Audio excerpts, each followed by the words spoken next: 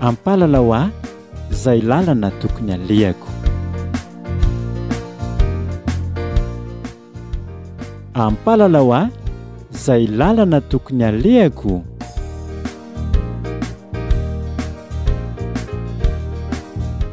Fandaharana toto-sainy vondrona mifampitantana eto amin'ny radio Vaovao Mahasoa.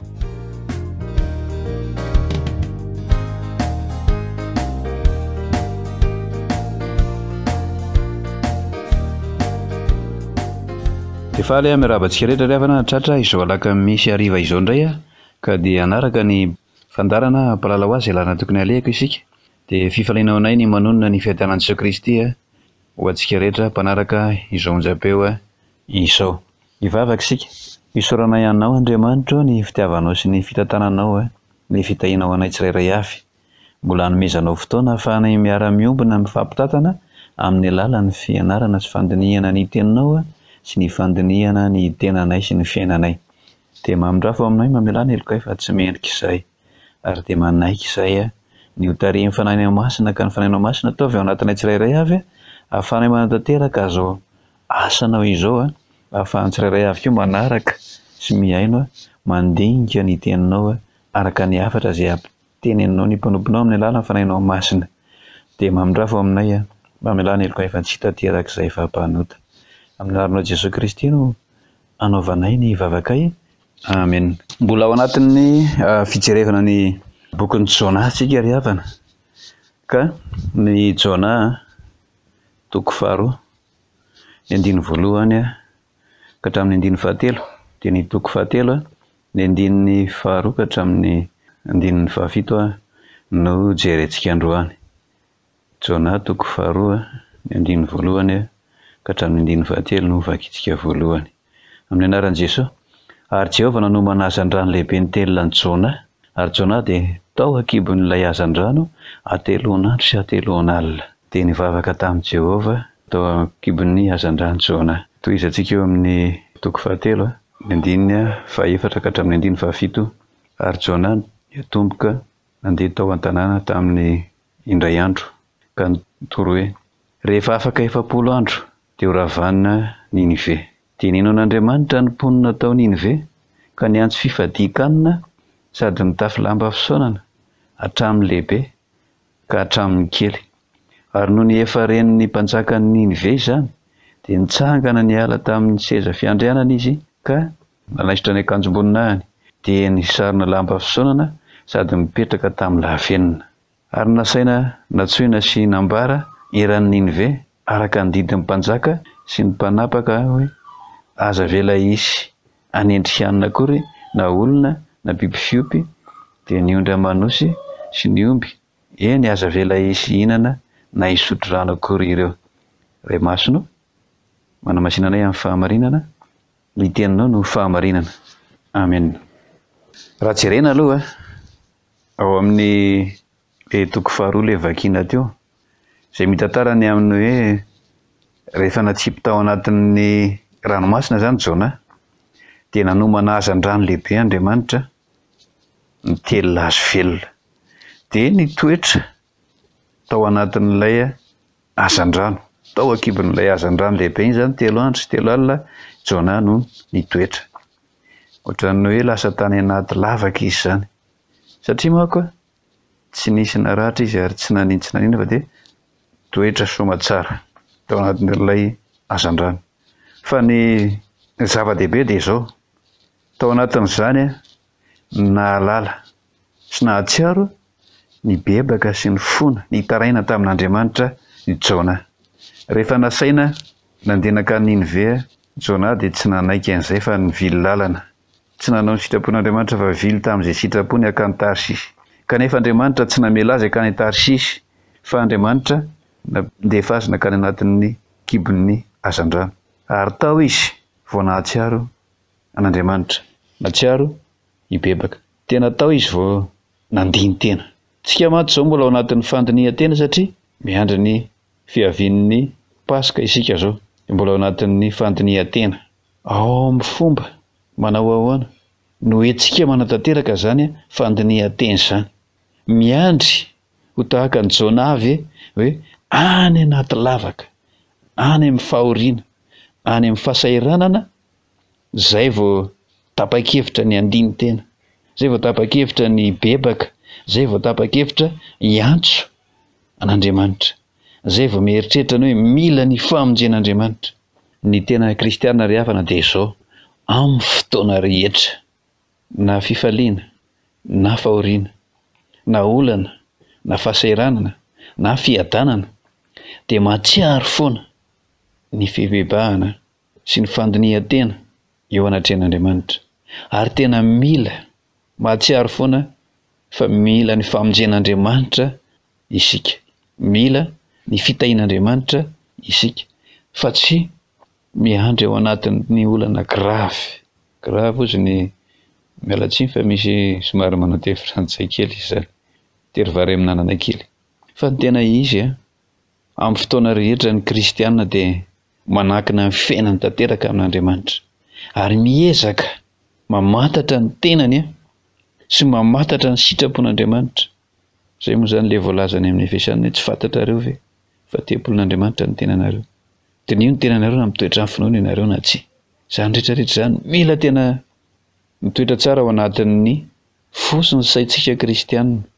Ny fandinihan-tena dia isan'andro, dia ny fibebahana isan'andro, fa tsy miandry ao anatin'ny olana sy ny fahasahiranana sy ny aretina na ny fahoriana. Fa ny zavatra tena matetika iainan'ny olona dia mitovy amin'ny Jona mihitsy. Rehefa misy zavatra tena mamporotra azy, rehefa misy zavatra tena mahatery azy, indrindra ao anatin'ny aretina sy ny fahoriana, rehefa sendra ny zavatra sarotra, zay vao matsiaro an'Andriamanitra, zay vao matsiaro hoe mila tena mitalao, mangataka, mivavaka amin'Andriamanitra. Ary matetika ao anatin'izany ihany koa vao tena mba matsiaro hoe manana fahadisoana tokony ialana sy tokony ibebahana sy tokony ifonana eo anatrehan'Andriamanitra. Zay ny lesona azo tsoahana aloha, tsy tokony ho tahaka ny Jona zay efa anatin'ny olana mazana sy lalina, zay vao miantso sy matsiaro an'Andriamanitra. Ny fitondran'Andriamanitra sy ny fitantanan'Andriamanitra anie tsy maintsy tanteraka, fa mila antsika ihany koa hatsiaro tena amin'ny andraikitra tandrify antsika manoloana izany fitondran'Andriamanitra izany. Raha jerentsika ny toko fahatelo araka ny vakiana teo dia izao: rehefa nanomboka lazaina aloha fa nandeha lalana ateloana no nandehanan'ny Jona nakany Ninive, ateloan'alina nandehanan'ny Jona nakany Ninive, hitory any afatra izay napitain'Andriamanitra asaina lazaina amin'ireto mponina ny Ninive reto. Dia rehefa nitory izy nanomboka tamin'ny lalana indray andro, rehefa nandeha indray andro izy zany dia nanomboka tamin'izany tanàna izany, nanomboka niantso sy ny teny nanambara ny afatr'Andriamanitra hoe afaka 70 andro dia ho ravany ity tanàna ity. Zany hoe mampiomana Andriamanitra, tsy namely tapoka Andriamanitra fa nampiomana hoe afaka 70 andro dia ho ravany ity tanàna ity. Tanàna lehibe zany Ninive zany, ka rehefa tanàna lehibe zany ho ravana dia mampalahelo zany, ary mafy ny manjoa amin'izany, satria ny zavatra ho simba, zavatra ho potika, ny olona ho faty amin'izany. Eritrereto amin'izany mahatanàna lehibe zany fa tena betsaka ny fahavoazana amin'izany. Ka rehefa nambara izany fanombana izany, fandravana tanàna izany, dia nino ny olona, nino ary dia nibebaka, nitafy lamba fisaonana, niantso fifadikanana, nipetraka tamin'ny lavenina. Ary tsy ny olona ihany fa ny mpanjaka tamin'izany tanàna izany ihany koa dia nanao toy izany, ary namoaka didy mihitsy aza hoe na hatramin'ny biby fiompy aza dia tsy mahazo misotrona mihinana. Izany hoe tena tafita ny afatra, ary tena niaino ny vahoaka tany Ninive, ary tena nino ny zavatra izay nambaran'i Jona ny amin'ny andravana io tanàna lehibe any Ninive io. Zavatra anankiray anisan'ny lesona tokony ho raisina zany aloha dia izao: tokony manaiky ny olona fa ny faharatsiana ao amin'io tanàna Ninive io zany aloha dia ekena hoe matoa ny olona nino sy nanaiky ary ny bebaka sy ny tafy lamba fisaonana sy ny fadikana, dia izao manaiky ny olona hoe tsy mety ny fiainan'izy ireo, ratsy ny fiainan'izy ireo, tsy sitrapon'Andriamanitra ny zavatra niainan'izy ireo tao amin'ny tanàna io. Tsy nanamary teny izy, tsy niary teny izy, tsy nanao izay ialana ary tsy niziriziry tamin'ny heviny na tamin'ny fisainany hoe hanohy ny fiainany ihany, fa nanaiky izy hoe diso tsy mety ny zavatra izay niainany sy nataony dia nanaiky ry zareo ka tafy lamba fisaonana dia nisaona sy ny fahadikanana mibebaka ny dikan'izany. Zany ny tena fibebahana zany, zany ny tena fanekena ny adisoana eo anatrehan'Andriamanitra. Fa matetika ny zava-misy dia mifanohitra amin'izany. Eto maty zao dia nampanjaka ara dia resy lahatra tamin'izany ary niombona tamin'ny olona tamin'izany fitafiana lamba fisaonana sy fipetrahana andavenina sy fifadikanana zany na ny mpanjaka aza. Fa ny zava-misy amin'izao fotoana izao mifanohitra amin'izany dia mampalahelo hoe eritrereto tsara, tsy mpitondra fivavahana, tsy mpaminany tao Ninive no nasain'Andriamanitra ny teny, fa Jona no nirahana, Jona no nirahana andeha ho any Ninive. Fa raha dinio tsara fa raha ny eto Madagasikara ohatra amin'izao fotoana izao ny mpitondra fivavahana eto Madagasikara, ny mpanompon'Andriamanitra eto Madagasikara firifiry, ny karazana fiangonana eto Madagasikara firifiry, fa ny olona eto maninona no tsy mahatsapa sy tsy manaiky fa misy tokony hibebahana eto, misy tokony hifonana eto, misy tokony hahitsy eto, ary ny olona rehetra na ny ambany saranga indrindra ka hatrany manam-pahefana ambony indrindra dia takian'Andriamanitra, ilain'Andriamanitra hibebaka, hifona, andiny tena, hiverina amin'Andriamanitra. Firifiry moa izao ny tsy mahatsapa fa hoe tena mafy izao fiainana izao ary mitondra fahoriana ny ankabetsahan'ny vahoaka eto Madagasikara. Misy mba henoko tamin'ny vaovao ihany ilay fanadihadiana izay ataon'ny ambara amin'ny fahitalavitra sy ny radio hoe misy izany ny fanadihadiana natao dia hoe 800 mahery malagasy no milaza fa mihena ny fahefa-mividy amin'izao fotoana izao amin'izay nanaovana fanadihadiana, fa misy vitsivitsy any amin'ny 900 any kosa milaza fa mitombo ny fahefa-mividy. Ny sasany moa zany dia tsy maneho ny heviny. Zany anie anisan'ny zavatra hoe mamperitreritra, zany hoe tena vitsy zany sisa ny mahita tombontsoa amin'izao fiainana eto Madagasikara zao, fa dia mahatsiaro mitaraina sy mahatsiaro mijaly, mahatsiaro mitondra fahoriana avokoa ny vahoaka. Kanefa aiza ny tompona ndraiky izay tokony haino an'izany sy hijery an'izany fahoriana manjoa ny vahoaka izany. Amin'ny lafiny anankiroa, ny tompona andraikitra voalohany izay tadiavina dia ny tompona andraikitra amin'ny ara-pivavahana, ny ray aman-dreny eo amin'ny fiangonana. Aiza ho aiza ny andraikitra raisina mahita izany zavatra izay mitranga izany ary averina, aoka ho fantatritsika fa zany zavatra izany ny ankabetsahana izany dia vokatry ny fahotana sy vokatry ny fandikana lalàna sy vokatry ny toetra ratsy sy ny faharatsiana miseho eto amin'ny firenena amin'ny lafiny rehetra. Be dia be ny zavatra ratsy izay tsy mifanaraka amin'ny sitrapon'Andriamanitra eto. Aleo somary tanisa vitsivitsy ihany. Ny fanompoan-tsapo mbola manjaka eto, ny filalaovan-dratsy maro samihafa manjaka eto, ny filokana, ny fisotroana, ny fitsangatsangana sy ny fahalitoana fitondran-tena maro samihafa mbola manjaka eto, ny etrakitraka maro isan-karazany amin'ny herisetra sy ny vonon'olona sy ny fangalarana manjaka eto, ny karazana kolokolo sy ny afera maloto rehetra manjaka eto. Zany ny zava-misy eto amin'ity firenena ity. Tena misy ny andraikitra andrasana amin'ny mpitondra fivavahana mikasika zao fahoriana sy fahatrana lalina izay mampitaraina ny maro anisa eto Madagasikara izao.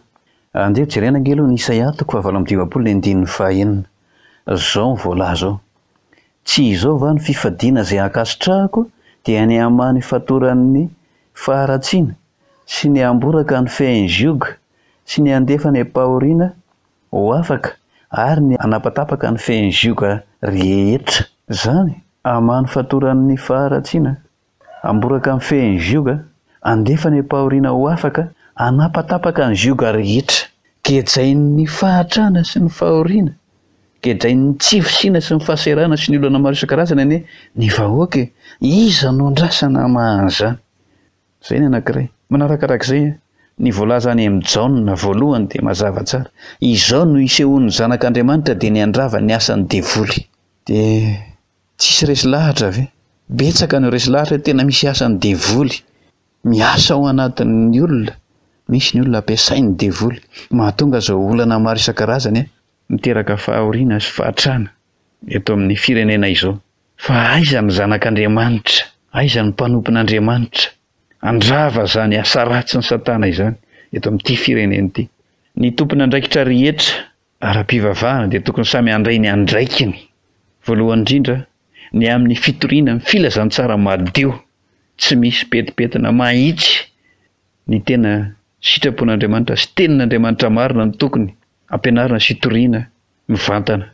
Tsy amin'ny fahampanantenana tombontsopo akaty na fahampanantenana zavatra mandalo sy miserana, fa vahaolana maharitra, ary indrindra fa tena fitaomana ny olona hibebaka tahaka nataon'ny olona tany Ninive no andrasana amin'ny mpanompon'Andriamanitra rehetra. Zay anjara tandrify ianao, zay toerana tandrify ianao, tanterao ny fanompoanao ka ataovy tena mahitsy, mivantana tsara amin'ny tokony hisy fahaza-miolakolaka ianao. Ary indrindra koa aoka tsy hisy milaza vao mpanompon'Andriamanitra nefa ny tombotsoany ny tena tadiaviny, tsy ny abetsahan'ny olona manaraka anao ka azahoanao rakitra betsaka, na azahoanao fahafolon-karena betsaka, na azahoanao vola manokana ho anao ny tadiavina. Fa ny tena tadiavina voalohany indrindra dia zao ny ahatongavan'ny olona betsaka ho resy lahatra gino hibebaka sy hifona amin'Andriamanitra, ary ho tafiditra ho tena vahoakan'Andriamanitra, omanina hiditra amin'ny fanjakan'Andriamanitra. Fa ny fanjakan'Andriamanitra io anie afaka hiaina ny eto an-tany izy io, santatry ny any an-danitra ny fiainan'ny kristianina eto amin'izao tontolo izao. Satria isika dia tsy nesoron'Andriamanitra hoe amin'izao tontolo izao, fa asian'Andriamanitra mifady sy miala amin'ny ratsy dia amin'ny fanaon'izao tontolo izao zany. Ary manarakarak'izay tena manana andraikitra koa ny mpitondra fanjakana. Ny mpanao politika moa no mitondra fanjakana, fa raha tsy olona manao politika tsy afaka mitondra fanjakana. Fa tena manana ina ndraiky, aoka tsy hisy olona ekipy, aoka tsy hisy olona marinina, aoka tsy hisy olona tsy teny manoloana ny fahasairana ny vahoaka. Fa io vahoaka io anie ka vahoaka n'Andriamanitra io, ary za mino fa hisy fotoana hoe rehefa tena tsisy andray ny andraikiny eo dia ho tanteraka ny teny Jesosy Kristy hoe raha mangino ireo dia mivato ny atsoatso. Hisy famonjena tsy maintsy hitranga amin'ny alalan'ny sitrapon'Andriamanitra sy amin'ny alalan'ny herin'Andriamanitra eo. Kanefa ny tompon'andraikitra tsirairay avy dia ho tsarainy tantara, dia ho tsaraina amin'ny asany avy.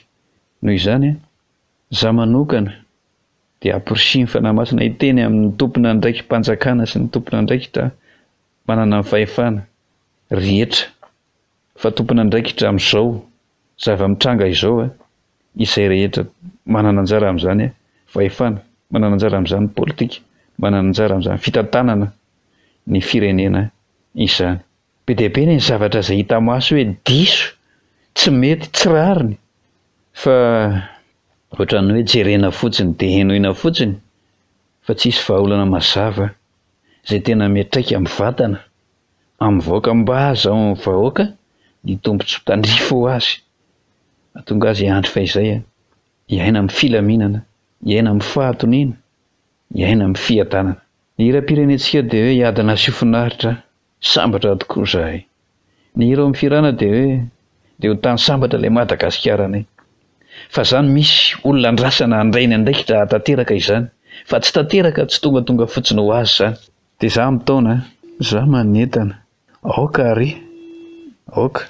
Tsy io mahatsiaro tena, ny amin'ny andraikitra eo am-pelantanany, ny amin'izay fahadisoana tokony ahitsy rehetra dia sahy manitsy izay tsy mety rehetra na iza na iza. Samy mahay manety tena ny atrean'Andriamanitra ny amin'ny fahadisoana izay natao manoloana zao zava-misy eto amin'ny firenena izao. Fotoana fandinihan-tena ho azy dia tena manentana, mitarika hoe na iza eto amin'ny firenena samy mandiny tena n'inona toerana misy ianao, indrindra fa ho anareo manana andraikitra ambony eto amin'ny firenena na eo amin'ny fitondrana na tsy eo amin'ny fitondrana. Ikeo fa misy avy areo rehetra, avy amintsika rehetra mahatonga izao zava-misy iainana izay mampitaraina ny vahoaka eto Madagasikara izao. Ary dia sahy koa mitarika ny olona hibebaka sy hifona hiverina amin'Andriamanitra. Tsy fantatro aloha hoe tena lalàna ve aiza, fomba ve aiza ny tena nahatonga ilay hoe tsy mahazo manao politika ny fiangonana, hoe tsy mahazo mitondra fanjakana ny fiangonana fa ny laika, ny tsy mpitondra fiangonana no mahazo mitondra fanjakana. Izany ny anisan'ny zavatra mampalahelo, izany anisan'ny zavatra tsy foto-kevitra kristiana aloha izany. Fa ny tena izy miainga avy any amin'ny mpitondra fanjakana mihitsy ny tokony ho kristiana voalohany indrindra. Fa rehefa tsy ho kristiana anie izany ilay mpitondra fanjakana dia mazava ho azy fa ho jentilisa e. Ary izay nge ny olana eto amintsika eto e. Ny olana eto amintsika dia izao. Tsika amin'ny ankapobeny dia kristiana malagasy. Fa ny jentilisa avy any ivelany no mifehy ny harena eto amintsika. No mifehy ny politika eto amintsika, no mifehy ny mpitondra fanjakana eto amintsika sy mibaiko. No ny resaka vola. Izay manam-bola izany no tompon'ny tantara rehetra fa isika dia manaraka ambokony fotsiny izay ataon'ny mpanam-bola.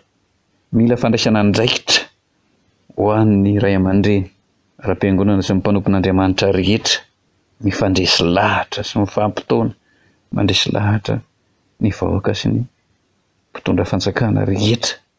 Ary mila ny mpitondra fanjakana rehetra mandray ny andraikiny mifanaraka amin'ny sitrapon'Andriamanitra.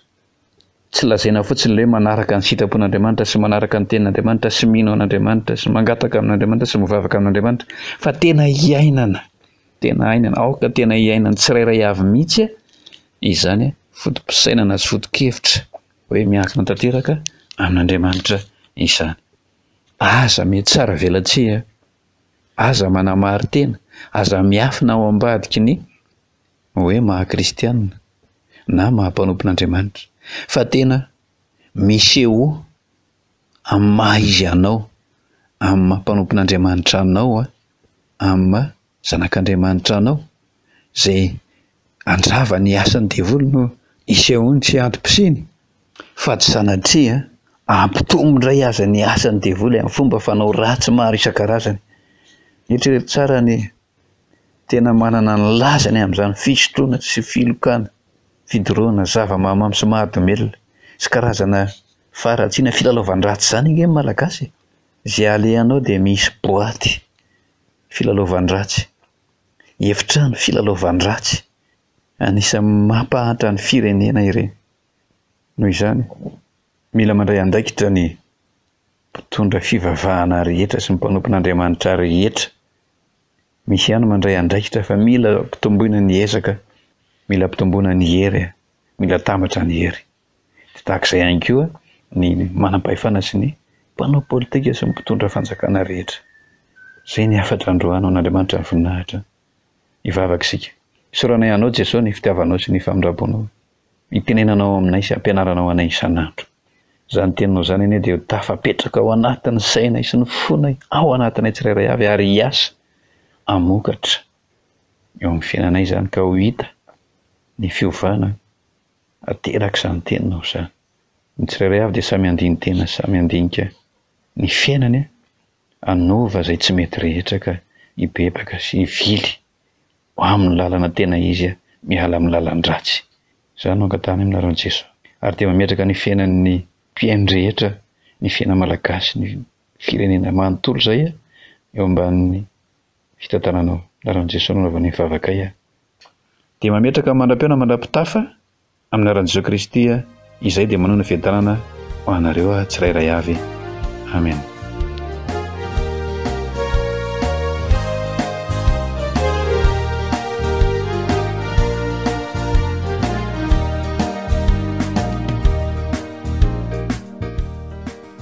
Ampalalao aho izay lalana tokony alehako. Ampalalao aho izay lalana tokony alehako.